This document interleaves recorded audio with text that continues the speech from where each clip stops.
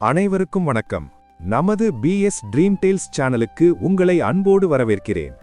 2026 சந்திரனை ராசிநாதனாகக் கொண்ட கடகராசி நேயர்களுக்கு மன மகிழ்ச்சியை தருமா? உங்கள் கனவுகள் நனவாகுமா? பலன்களையும் பரிகாரத்தையும் இப்போது பார்ப்போம்.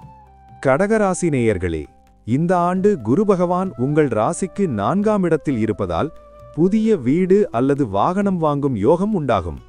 தாயார் வழியில் அனுகூலம் கிடைக்கும். சனி பகவான் 9ஆம் இடத்தில் இருப்பதால் வெளிநாட்டு பயணங்கள் மற்றும் ஆன்மீக பயணங்கள் வெற்றிகரமாக அமையும்.